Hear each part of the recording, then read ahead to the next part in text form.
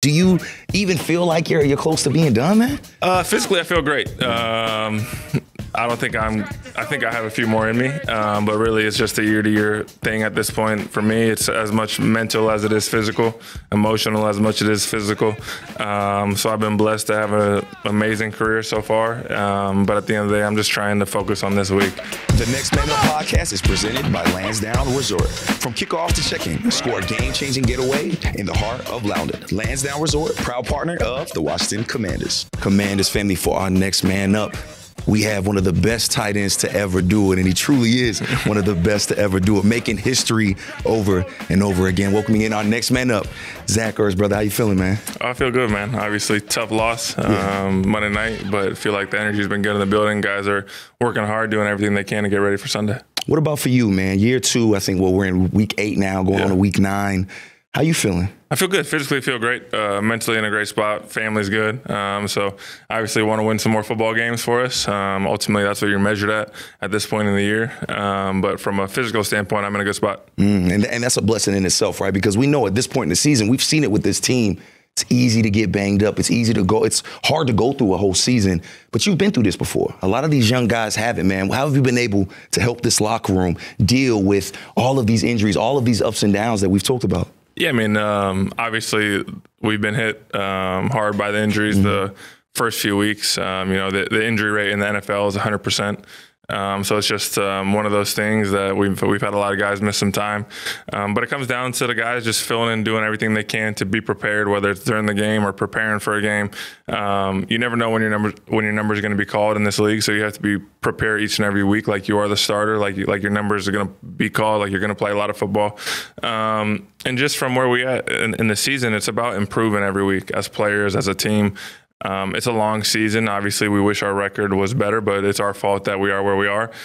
So it's up to us to go out there and fix it, and that's only through improving as a football team. It's not by talking about it. It's not by giving speeches. It's about going out there and earning it every week on the practice field. And so I think that's the message this week, this past week, whatever the situation is. It's just been improving as a football team and just getting better every week. It's one thing for things to be good, to have these slogans and talk about brotherhood when things are good, right? But it's different. You really see what people are made of when you go through this adversity, when things aren't going so great. I feel like you've seen what this team is made of as a leader. Can you explain that? Because I feel like there's always lessons in losses. Yeah, I mean, I think just the way that guys come about in the building every day, the mentality that guys have, it really is a culture of working. It's not a culture of just seeing who we are on quote-unquote paper and going out there and playing. You got to earn it every week. You got to earn it on the practice field. You got to earn it in the meeting room. You got to earn it the way you take care of your body. And it really is a week-to-week business in this league. Whatever happens Sunday, you got to flush it the next day, watch the film, see how you can improve, and then be on to the next opponent. And so for us, it's just about flipping that switch early in the week. Don't let one loss compound. Don't let the way we feel after the Kansas City game compound and impact the way we're approaching this game on Sunday. And it's easier said than done, especially for a guy in year 2 like Jaden Daniels, who hasn't had to deal with this type of adversity before. But I know you guys have a very close relationship. I've seen you have your arm around him, giving him advice. What advice have you given him just through this process, even though we all know Jaden is way wise beyond his years? Yeah, man, he may be young in NFL terms, but he got old soul. So, he does. I don't really have to tell him too much, honestly. The adversity, it's not only adversity in the NFL. People have been facing adversity their entire lives. You don't get into the NFL by not facing adversity at some point.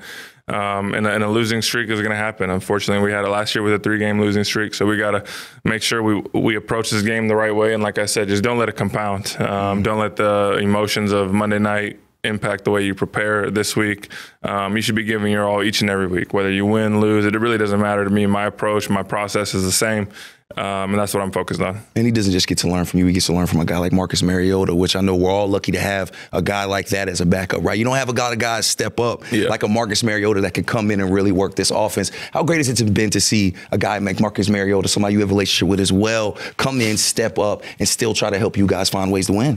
I mean, I don't think anyone views Marcus as a quote-unquote backup quarterback in this league. Everyone's got full confidence that he is one of the best 32 quarterbacks in the NFL. And it's not only on the field what he does, but off the field as well, like you spoke on. Just his ability to influence that room. he was the number 2 overall pick, just like Jaden was. He dealt through all the stuff in Tennessee. And so he just has so much wisdom for a young player like Jaden that he's able to impart on him, whether it be handling players, whether it be the media, whether it be the coaches. He just has such a wealth of knowledge that he's able to impart on Jaden, and Jaden has no ego in the sense that he's open to all ears. He's trying to learn from anyone and everyone. And I truly think that's one of the characteristics that sets Jaden apart. And Zach, one thing that's been cool about you is no matter who's been at quarterback, you still found ways to contribute and get it done, man. Like I said to start, made history. Yeah. One of 6 tight ends with 800 receptions, man. Let's really dive into that, because did you know that that was coming? Like, do you know as a player when you're in it that these milestones are approaching? Solely because of the quote unquote outside noise and the way people talk about it.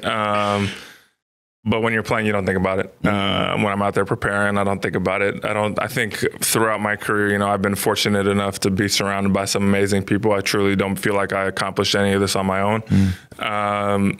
And so I think it's a testament to the people that have been around me, the people that have pushed me, that have designed things for me. And I just go out there each and every day, whether I have 1 catch, whether I have 15 catches in a game or 0 catches. It really doesn't matter. I'm just going out there through the week and doing everything I can to get open as much as I can, to create as much separation as I can. And so whether it's Marcus, whether it's Jaden, whatever quarterback I'm playing with, I'm trying to make it as easy for them as possible. And so that's all I think about. When it happened, when you got that catch, were you able to bask in that moment at all? Have you basked in that moment at all? I know you're a true professional. I know it's all about the wins, but have you taken time to just be proud of yourself? No. I was bummed. I was a little ticked off that it wasn't a first down on the catch. Me and DQ talked about that too. So that was kind of the thing in the moment that you think of, but the milestones, whatever happens in this career, I'm trying to give it everything I have. And with the milestones, whatever I accomplish, I can look back at my career and say, man, I did everything I could to be the best version of myself every day. And I can retire whenever that is, knowing I gave it my all. I'm not wishing, man, if only I worked a little harder, if only I did a little more, if I didn't do X, Y, and Z, I would have had a better career. So my whole goal throughout this thing has been I'm giving it all I can for this season of life. And then whenever I'm done, I can look back and say, man, I gave it all. It's crazy for you to even mention the word retirement, because, yeah, you're in year 13, but it don't look close. Like, we call you on the pregame show all the time the ageless wonder, because every time you look younger, you moving good. Like, it looks really, really good. Do you even feel like you're close to being done, man? Physically, I feel great. I think I have a few more in me, but really it's just a year-to-year thing at this point. For me, it's as much mental as it is physical, emotional as much as it is physical. So I've been blessed to have an amazing career so far. But at the end of the day, I'm just trying to focus on this week. The decision is not my own whenever that time comes. It's a family decision at this point, with the wife and 3 kids, and amazing people in my support system. But I'm not focused on that at all. I feel like I'm playing good football. I feel like I'm still a factor in the game plan. Still, the defense still got to account for me. And so when that stops happening, I feel like then I'll be done. When the defense doesn't have to worry about me lining up on 3rd down or in the red zone. But for now, I love it. I love the process. I love coming to work. I love practicing. I love practicing. I love working on my craft every day. The best part about sports is you're never a perfect player. Like, even Michael Jordan missed shots. Yeah. And he always, I would imagine, was mad when he missed a shot. And so for me, if I get covered, if I didn't have the right steps, if I didn't have the right footwork, if there wasn't enough separation, how can I still improve in that aspect is what I still love. And Zach, you don't get to 13 years without putting in a lot of work on that field, a lot of work off the field, but you also got to take time for some downtime, for some me time, and maybe even some family time. And our partners down at Lansdowne Resort, they like to know you getting that work done, but they also know that you like to relax as well. So how do you spend your downtime, Zach Ertz? Do you do your own thing? I know you're a family guy as well, man. What are your favorite things to do in your downtime? I mean, it's really just be a dad. Be a husband, be a dad, be a son. I don't really have a lot of hobbies outside of football. Just try and be present with my family when I get home. I try and do everything I can at the facility so that when I am home, I'm not watching film or or thinking about football. It's really just be the best dad, husband I can be when I go home.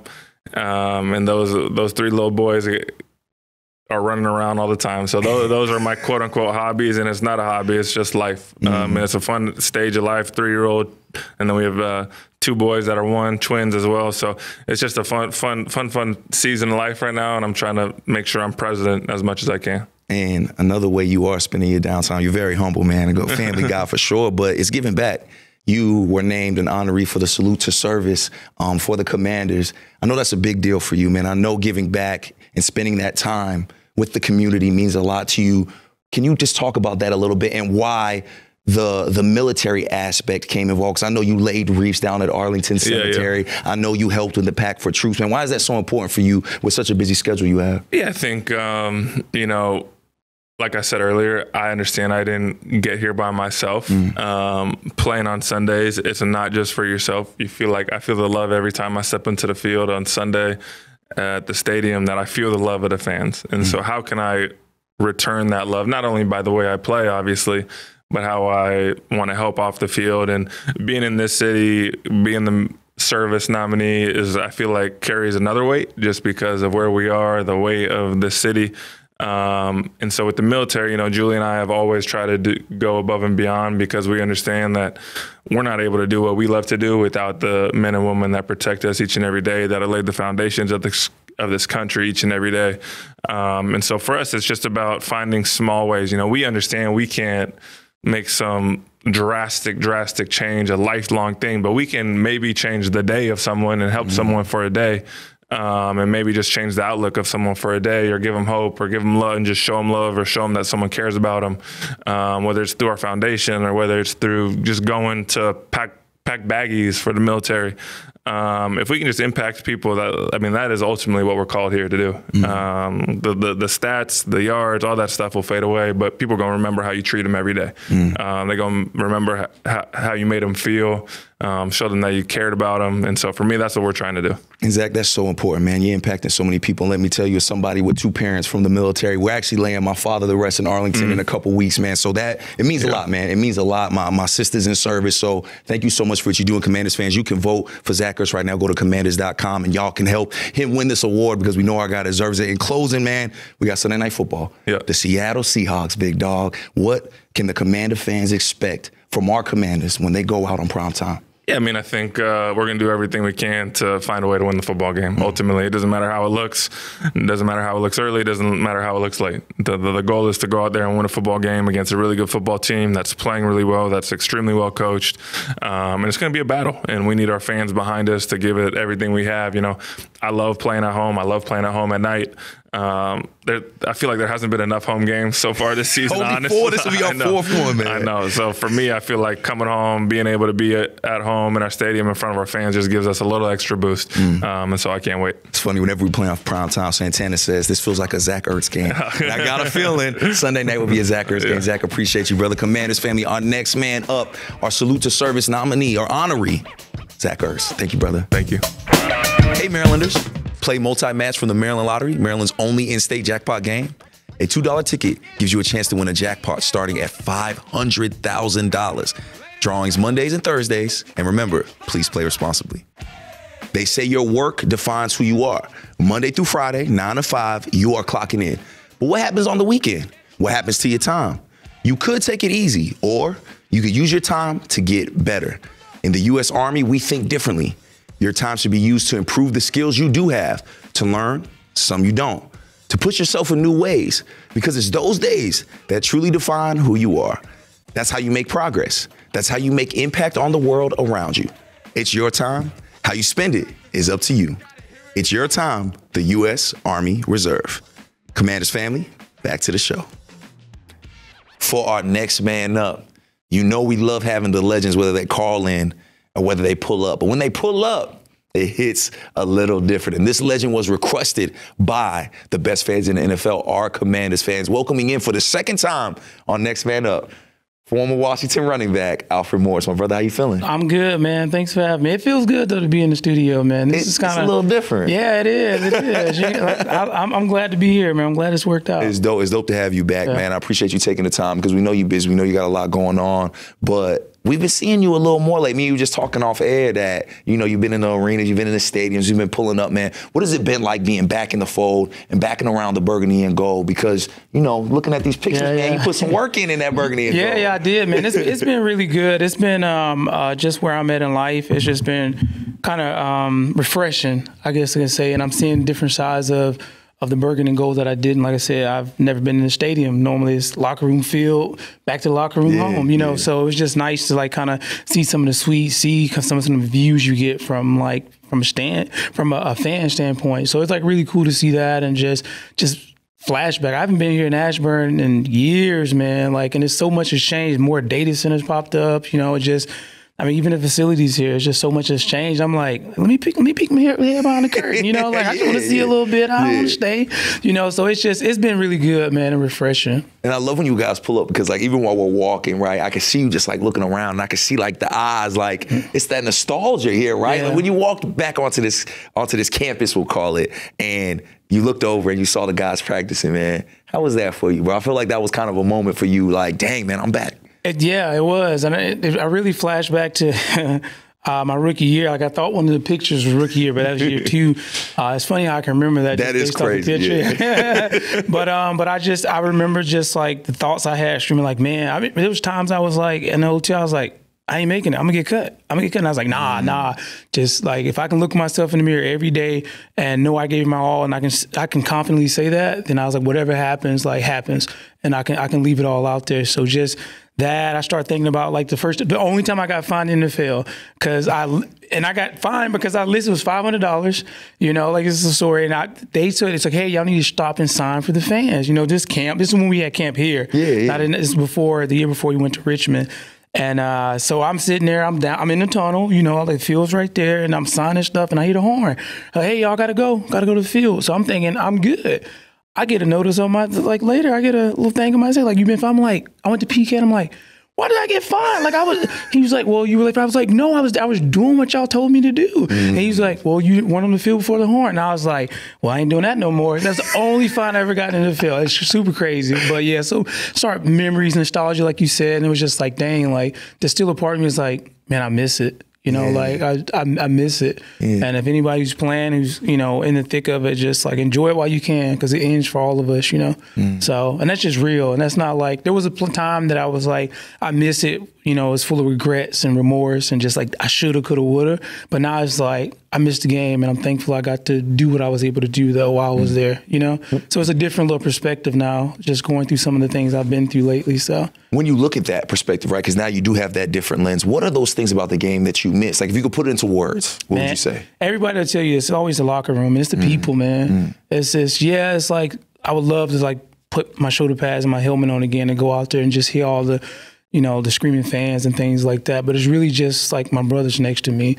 Like you miss the ha-ha kiki and, you know, the jokes, you know, just the shenanigans, you know, the locker room is never short on characters. No matter what level I've been on, I've always enjoyed the locker room. I always enjoyed my teammates. And even bigger than that, just what I call my stadium fam, or just, you know, the different security people. Like you start seeing people that are around enough and you like kind of like create relationships. Miss BJ used to sit here, you know, the receptionist for forever, you know, so but yeah, things like that. It's just like, it's always the people. That's what I miss. And I just miss the moments and the memories. And it's like, dang, I wonder what they're up to right now, you know? So you just kind of miss people. I love that nostalgia, man. And I love like getting to have you guys in here because we get to have that nostalgia. I told you off air, we were talking to Ricky Ertz, and I asked him about like that moment where he knew it was time to retire, right? And me and you kind of talked about it a little bit, and I'd love to talk about it on air because I asked you, was it hard to make that decision? Was it hard to come with terms that your NFL career was over, man, after playing your entire life, working so hard to get to that point? Like you even said, man, there was times you didn't even know if you were going to make it, but you did make it, man. You talk about that a little bit and how tough it was to leave the game that you love so much. Yeah, so like I told you, mine was like a delayed heart. It wasn't, so I was with the Giants. I was in camp 21. And, you know, I was cut and release numbers game. I get it. I'm a vet at this point. Like I've done this before. Say they were gonna call me back. They did. 3 times they called me back, and I ended up turning them down. But the reason why is because to sum it up simply is like my family needed a husband and a father, not a professional athlete anymore.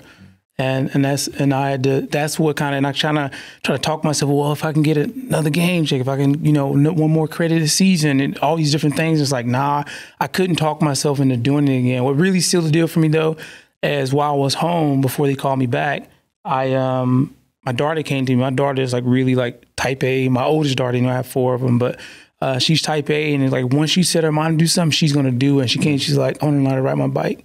And I was like, all right, let's do it. So we spent hours out there just up and down the street, you know, failing, cheering, and it's just like, and I just had a moment. Then we went from that to like an electric strider, you know, the little balance bikes. Yeah. But they call them strider. They have like a little motor on a little battery, so you can like balance, but you also can go, like if it's like a dirt bike or something.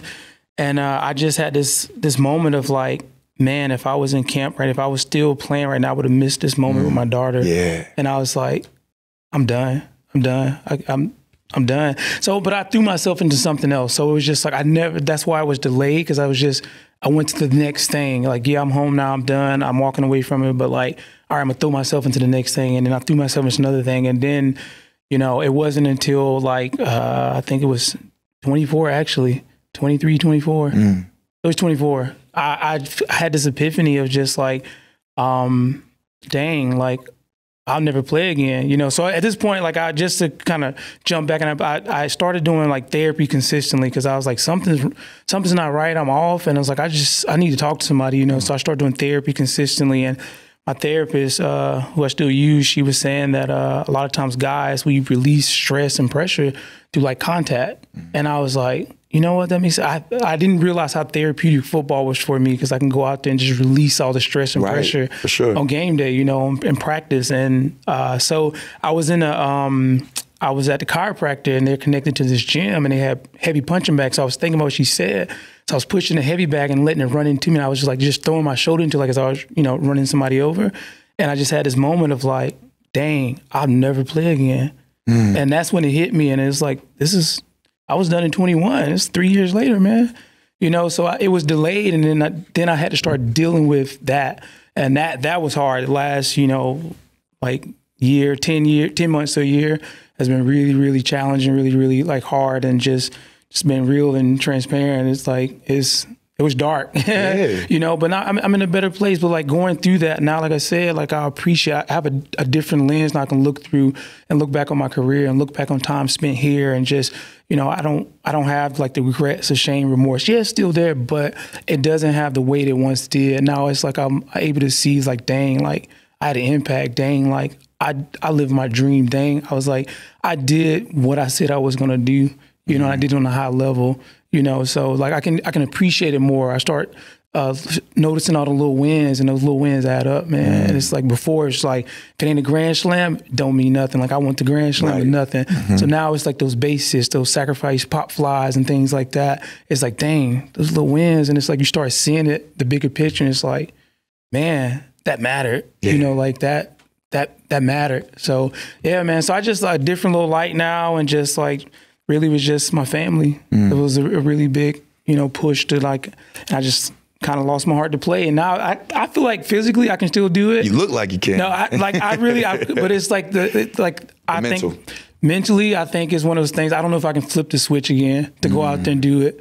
You know, so like I ain't trying to do it, but right, I get what you're saying. But like if somebody's like, hey, like sometimes I'm like, hey, 4th and 1, goal line, put me in, coach. I might be able to do something. I give you one, and I'm done. You know what I'm saying? Hey, Alfred, man, we appreciate that transparency because there's so many people watching, whether they're an athlete, right? In life, you have to pivot. Yeah. You have to change those things, man. And it's also okay to go through those dark times. It's okay to know that you had hard times within this, bro, because you have given so much to this game. Yeah. And people do not realize how hard it is, especially as a grown man, to pivot in anything. Whether that's the pivot in fatherhood, marriage, a new career, man, it gets tough. So I appreciate your transparency in that. If we could stay on that for a little bit, because I think people need to hear it, right? I think people need to understand that somebody that they looked up to, that watched, goes through real stuff, because you're a human being at the end of the day, man. So when you're at that gym and you're hitting that bag and you said it hits you, how does it hit you? What are you feeling? What are you thinking? How do you deal with those feelings? Because it's one thing to have it hit you the minute you make that decision and say, I'm retiring. 3 years later, bro, that is a lot of bottled up tension. That is a lot of bottled up time, man. What was that moment truly like for you? It was sad, and I got really emotional. I almost cried. Like I just like. Are you an emotional person normally? Not really, no. I'm like carefree, laughing, always smiling. You know, like I mean, even when I played, like always smiling. Yeah. People would be like tackling me, and I'd be laughing at them, like you know, like you gotta be serious. I'm like, I am serious. This is fun. I'm serious, but I love what I do. You know, so I enjoyed it, but not overly. I mean, life has knocked me down a few times, and part of me is like I literally just listened to podcasts, and I'm part of the generation who's like, my family raised us, and I ain't saying it's right, but like, stop all that crying, boys don't cry. Yeah. You know, so it's for like, sure. That's how we were. we got in trouble for crying. So it's just like, you had to learn how, especially as a male, you had to learn how to bottle that up and just not share that. But since now I'm more emotional. I think my wife see me cry more now in the last 2 years than I've ever done in our, previous, 9-10 years before that. Yeah. So it's just like, things are happening and shifting. So I have no regrets. But yeah, it was really sad. And I did something for so long. I started playing organized football when I was 5. So 28 years of my life was to organized football. And I don't care what that is. Like you said, like pivoting for anyone, whether you're a firefighter, police officer, politician, whatever it is, like a doctor, like at some point you do have to retire, or you just have to shift and pivot and do something else. And it's challenging. This is one of the things, things I heard, I guess I say is a piece of advice, that it's like, we don't resist, change. Cause I'm like, it was almost part of me was like resisting because I wanted to change. It's like, sorry, it wasn't, I just lost it. It'll come back to me. It's all good. Yeah, it'll come back to me. And again, man, that's rightfully so, man, because again, this is a lot, right? And you probably never even really got the chance to talk about this, but that's why we love having y'all on, because y'all deserve a platform. Y'all deserve a way to talk, because again, it helps people, right? Like I remember growing up, and you talk about all these pivots. My dad was in the military, 20 plus years, then retired and had to be a civilian, but he's still working. He's still a young man, and watching him go through that life pivot. Again, a guy that's old school like us, where, hey man, don't cry because nobody gonna feel bad for you. Hey, suck it up, man. You got to just keep going. That's how my dad was. And to see him kind of go through that and see how heavy it was for him as a man, it makes me understand, like, hey, we go through these pivots in life. And now as a grown man, I've gone through these pivots as well. And I understand more than most how tough it is to flip that switch when you don't express emotion. Yeah. When your lady's never seen you cry, your kids have never seen you cry, right? How did you get comfortable feeling and expressing yourself and having that humane thing? Because again, that's not innate to us. That is not something, especially our culture, that we're raised to do. We are told to not go to counseling. We are told to suck it up, like truly. And how did you get past that, bro? Because again, it's hard to break those generational curses. Man, I hit a wall, man. I just remember I was like, something's wrong. I need help. And I told my wife that, and I think that was the start of that confession. I heard that, and I believe it to be true now, that confession is closely related to repentance. I don't know what people believe in, but it is. So I think when we hold it in, when we hold those, not even just emotions, but just things we're struggling with, it doesn't help us. It only hinders. It becomes a burden that weighs us down more. And then what do? We just kind of keep holding it in, and it just weighs more. We just keep heaping more of that burden onto us. So I think by just me talking out and just admitting, like, hey, something's wrong. So the way I look at it now is just like, as awareness. How do you know something is wrong? Like if I have a car, how do I know something in my car? There's usually a light going to pop up, a check engine light or something like that. Right. So you need to be aware. It brings me awareness. Not that I'm aware to it. Like I need to look into this, So it's like something's wrong, something ain't right. I need help. Like I'm aware of this now, and it's like, something's off. So it's like, let me start looking to figure out what that is. And then you go from awareness to like, hey, is this, it's like, oh shoot. Okay, I'm aware of this. I've been told what it is, but now then you start wrestling with it. In that wrestling, eventually what comes is acceptance. You can continue to deny it and keep keeping on its burdens, or you can get to a point it's like, you know what? Yeah, I am struggling with that, and that's okay. But I ain't gonna stay there. So you start accepting. Once you can accept it, then you can start dealing with it.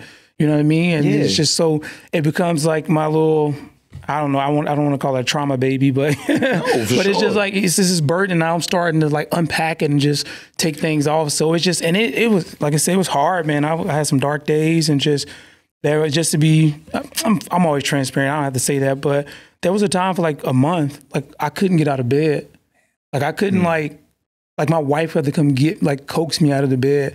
Like at first, when it first happened, I was like, man, I'm tripping, man. Get your butt up. Like, come on, you tripping, man. You get lazy. Like, come on, But like, no matter how much self-talk I did, I could not get myself out of that bed. But for my family, my wife, like I would do things, but I just like all motivation to do anything for myself. It was just like, it was an identity crisis. It was a lot of things, honestly, but it was just like, I finally hit a wall, and I didn't have anything to keep running towards. And I couldn't. And so my wife would come and like, come on, let's get out of bed. Let's start our day. Like, it's okay. We're going to be okay. You know, and she's godsend for real, man. God is good, ain't he, man? Yeah. Thank goodness for our wives, man. For good real, Lord. man. So she helped me, and then just been the biggest encouragement even through, and just like, hey, you should try that out. Hey, you should do this. Hey, you should. And I'm like, man, I don't want to. But then eventually, this was like years before it really hit the fan. But now I'm like, yeah, I want to try that. I'm going to do that. Like, come on, I'll try anything right now, because I'm like, where I'm at now, it's not where I want to stay, and this ain't good, and I want to get out of this. So, I mean, yeah, just like almost like a desperation to like get back to like the Alfred that I know, the Alfred that's like the happy-go-lucky, just always smiling, always. And it was like, man, it got hard, man. Like, people need to hear this, and that's like even me sharing this. It's like I want to do this because like it helps me too. Yeah. Like the more I confess it, the more I share it, the more like the lighter my burden gets. You know what I mean? So it's just like I couldn't even cook a meal, bro. Like so much like you asking me to do, I can't do that. I can't chop, I can't boil, I can't do this, and then put all this together and then serve. You asked me to do too much, I can't do that. I literally was like, sometimes I look back and I laugh about a lot of stuff because it's like I can't believe I was there. You know, and it's like I literally, like, if you ask me, I could turn a stove on you, but if you ask me to like, hey, I want you to, you know, cook, you know, I don't know, chicken stir fry, I'm like, no, I can't do that. That's too much. I don't know how to do that. Like, you act like there's too many things, too many moving parts. Yeah, it was, and it was debilitating. It was just like I had no confidence in myself, my abilities anymore, and I didn't know how to translate. And that's one of the things I've been learning. How do I translate all these skills I know on the football field? Like, how do I translate it into real life, you know? And it's just like I couldn't see, like, the parallel. Like, if you ask me, like, in football, average play is 6 seconds. So much happens before snap, you know, before, doing, and after. Pre, doing, and post. You know, snap. Like, a lot of people like, oh, you just line up and go catch. No, I don't. I line up. I'm like, hey, is it 4 down or 3 down? Okay. Or the safety's rotated, or this, where's the linebackers? It's so many things going through this. Check, go. All right. And you go. And you fly around. And it's just like, then it, like, not only that, I got to make sure my steps are right. I have to make sure I'm on the right angle. I have to make sure I'm in phase with my guard, you know, because we did a lot of outside zone. Make sure I'm in phase. If I'm not, I'm getting hit in the back. If I'm not, like, somebody's going back door. And I'm, you know, that's a tackle for loss. That's a fumble. That's me messing up the mesh. So there's so many things that happen. But it's like now I'm in life and I don't have, you know, my therapeutic football anymore. And it's just like it was supposed to go this way. It was supposed to be A to B. What just happened? We went from A and now I'm on Z, and it's like, wait, what happened? Like, too much. Like, now I'm like trying to adjust in life, and it's just like I don't know how to do that. But it's like I know how to do it on a football field because it's like muscle memory is just second nature. But now you ask me to do some of these things off the field, and I was like, I don't know how to like translate that, you know. So, and I think that's one of the hard parts of like you say, your dad coming from military, because you go. I have family. I salute anybody who joins the military. I don't think it was a route for me. Yeah, me neither. It wasn't. Right. Yeah, right. I don't think like if they. I was like, I just not that. I don't have that mindset for that. You know. But like, it's like they train you to be this, and then you have to go back in real life, and it's like, well, how do I can't do this and that. Like, I can't, you know, okay, one of the things I did was medical device sales, and people would like low key flex on me in times. Like, it's really like. It's very relational, and it's like people like are very protective of their business. So, you know, I'm a new guy in the room, and like some of these other reps will like kind of step in my, like, well, I was like actually in surgeries, had scrubs on and everything, in surgery, watching people get cut on. And then there's one of the things I ran into afterward, like I just jumped through myself into it. Yeah. And they would come stand in front of me, and I was like, bro, I'll punch you in the back of your head. Like, you know, like, you don't even understand. You know, like you don't realize, like, in my mind, I just like two-piece you. You know what I mean? Like, pop, you know, like you and me were like, but like, I can't do that. I can't just go put a helmet and shoulder pads on and just run through you. You know, like I'll body you, bro. Like, and I'm like, that's like off the field. I'm like, how I keep on the field, though. I'm like, man, I would hurt you, bro. And it's hard to shake that. When you got that in you, it's hard to shake that in real world stuff. But I can't do that. I'm being like, some of the doctors be talking crazy. I was like, boy, I know where your car at. Like, I will meet you at your car. Like, but it's like, I'm going to jail. You know, like I'm getting arrested. So you just can't do that. So like that stuff just doesn't translate well.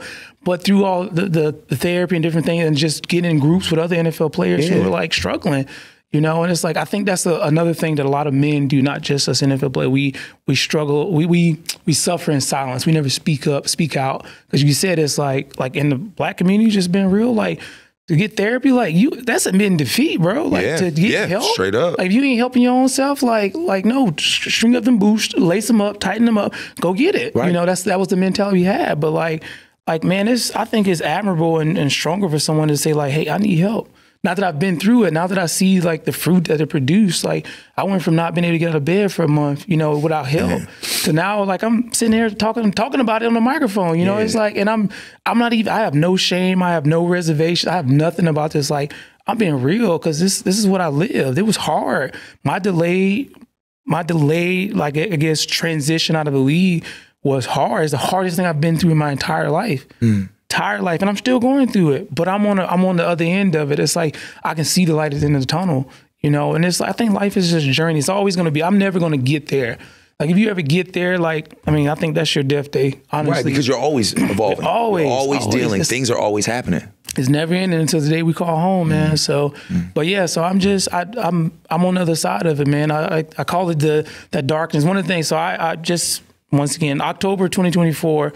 So let me flash back. So June 23, I'm in med sales. I ended up in the hospital. They say I had rhabdomyolysis, rhabdo, they call it for short. Basically, your muscles, it's a creatine kinase, release too much in your body at one time, and it can become like, it produces these myoglobins. I'm probably butchering that, but anyways, it can mess your kidneys up, amongst other things. Okay. There was I think it was Iowa. They had a bunch of kids when I was like coming out. Actually, one of the guys, they had like 12 students, 12, 14 that all had this, and they were like messed up. It like put them out of commission. So they said I don't believe I had that because two things that happened. Part of me going to the hospital. I've never been hospitalized in my life. And I spent 4 nights in the hospital, and they said it was rhabdo. So two things that happened: my speech changed, and I lost motor function. Like I literally was like seasoned. Wow. And I was talking. So and I was like, and I asked the doctor, and I was like, hey, like, okay, you say I have rhabdo, but what is this? Why did these two things happen? He's like, I don't know. And they never checked on it.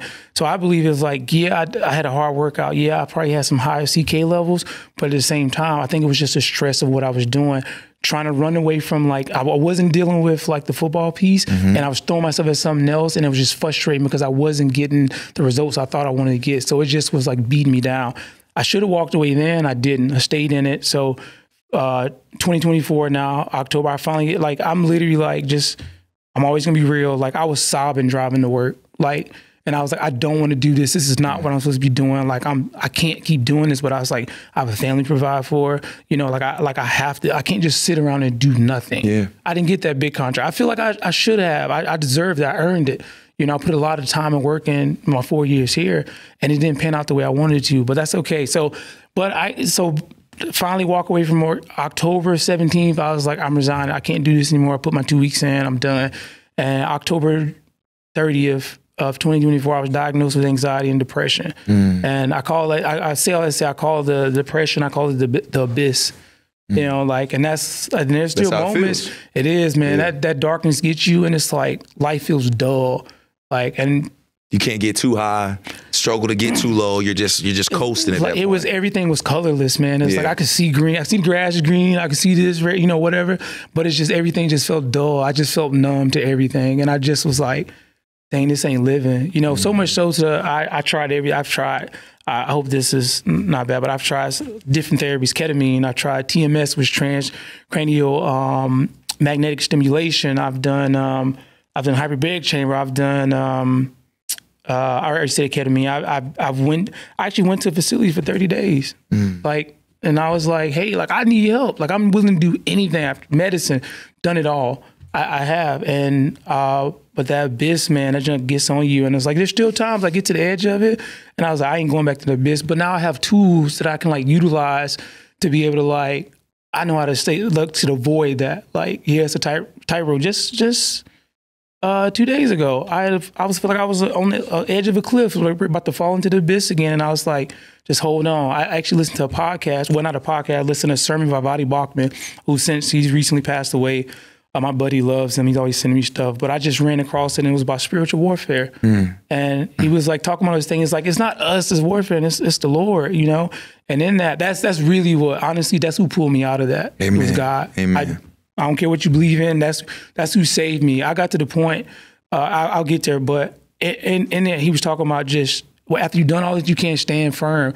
So in that moment, when I was feeling like I was on the edge, about to drop into that abyss, I was like, stand firm.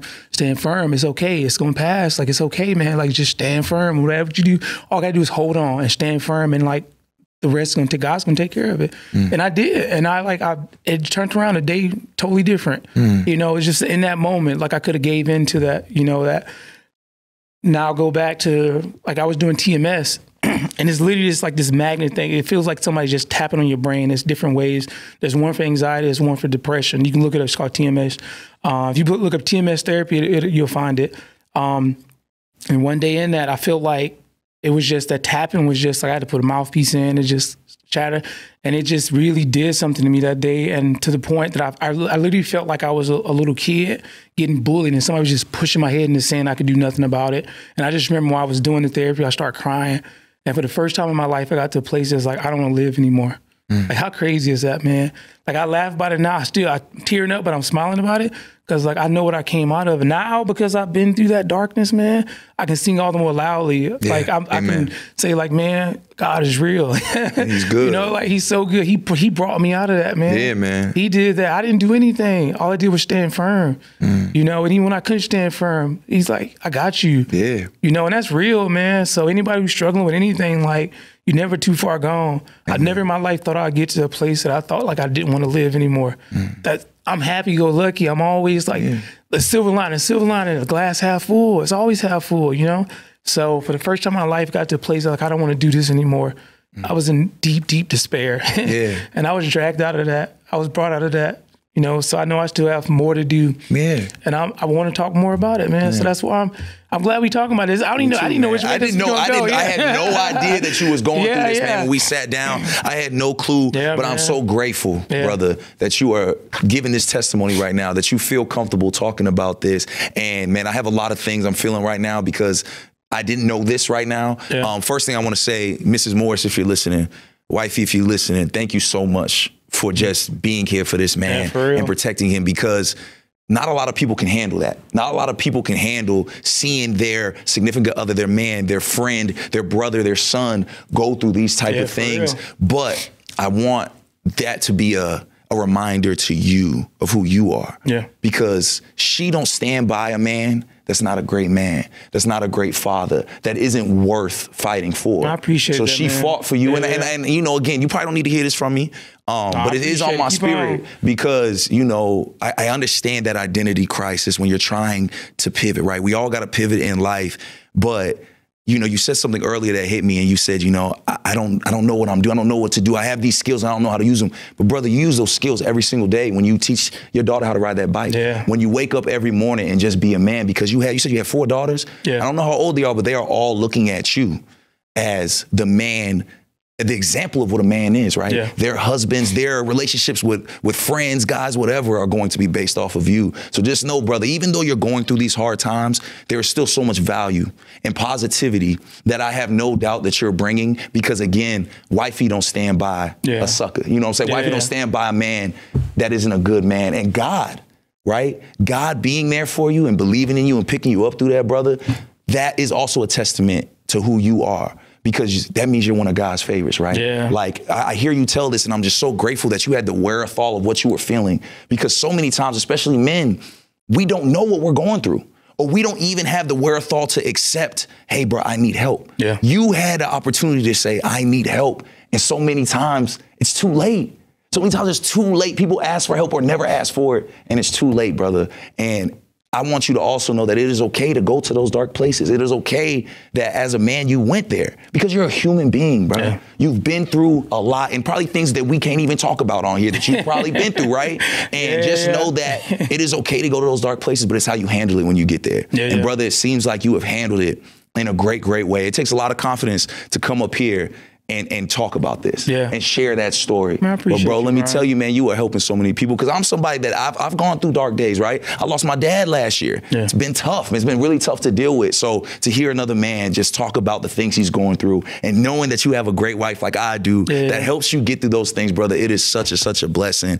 And truly, you know what, man, I wanted to talk to you about Bill. I wanted to talk to you about the Cowboys. I want to talk to you about football, but brother, we have so much time to talk about those things, brother. I truly just want to know that you are doing okay, and that if you ever are not feeling okay, that you also know that you have me as a brother as well, as somebody that's going to pray for you, somebody that's going to want to check in. Now, I'm checking in on you now. I got you. So I'm going to make sure I check in on you, brother, because again, man, we never want you to get to that dark place again. But just know it's okay.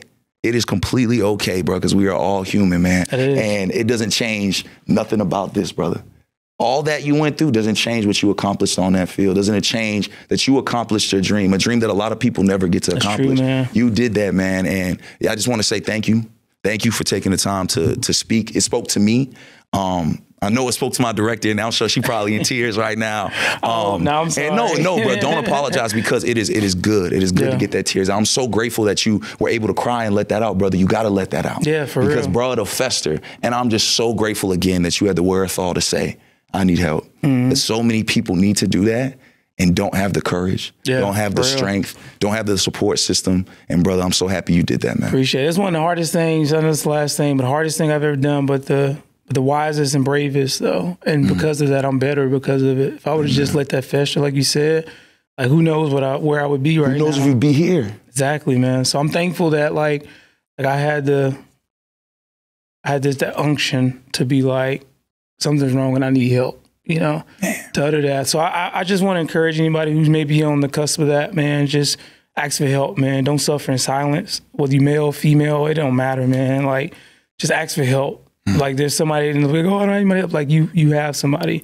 We have a friend in Jesus, man. And I've seen that from the mountaintops. And because of what I went through, and currently am still going through, man, I can say it all the more, boldly and all the more like truly that like I serve a God who loves me. I serve a God who cares about me. I serve a God who will never leave me nor forsake me, because he didn't. Amen. So I can't say that if I'm on the mountaintop, but I'm in that valley. Man, it gets real in those valleys, man. And like, so shadow of death, like he's with me. His rod and his staff, it comforted me. So I'm beyond thankful. And I, like I said, I'm singing all the more gladly. And I ain't trying to force somebody to believe what I believe. But I'm just telling you, like, truth. And like, like this is lived experience, and just knowing that I couldn't have come out of this on my own, But yeah, man, but it also helps to, let's say, I have a really strong, brave, like wife. Even when I was on the hospital, man, that girl got ice going through her veins, man. Like that's the way she kept hard it thing together to watch, man. Your partner go through that, man. She like, I was like, I know I married the right one. Amen. I knew before then, but when I'm like, when I look back and I remember just, man, that I can do a whole session on that alone. Just me, like, I had an out of body experience, bro. Like, literally, like I was looking down on the car. My wife was hanging out of her Sprint event. She has a Mercedes Sprint brand. She was on the step. She was in the car. I knew I was in that car, and I'm like, what the heck? I was looking down on that car, and I could see my wife, and I couldn't see myself, but I know I was in that car. Like, I was not in my body. Yeah, that's like I said, I can do a whole little thing for sure, man. on that alone, man. That's super crazy, and that was super scary. And just watching my wife see me go through, I remember looking at her, I was like, I'm sorry, I'm not trying to scare you, but I love you. I love you. And I was gone, bro. Like I was 2 times, I like faded out. And they said it was rhabdo. So I was like, bro, that wasn't no rhabdo, bro. It wasn't. I think just the stress and that. Whole nother subject, but yeah, man. But folks don't realize what trauma does to the body, what it does to the stomach, what it does to the brain, what it does to the skin. Crazy, trauma, bro, is such. And like I've had those moments where I'm like, I'm talking to my pastor, and I'm like, man, I'm going through this, and he's like, dude, that is also your trauma. That is also your grief that you're going through. No, you don't got no stomach issue, bro. You was going through it. Like the body responds to that. So I appreciate you saying that too, because like again, there's so many times, especially I don't even want to say as men, because everybody goes through things, right? Where you don't realize you're going through it. Yeah. Where everybody else will realize it first. Like, hey man, something's not right. Or hey, are you feeling like yourself? And sometimes they don't even feel comfortable telling us or asking us if we're doing okay because we're men, or because they know we're gonna say, oh no, we good. Nah, we good, man. We ain't worried about that. We good. And so, man, again, man, just so grateful.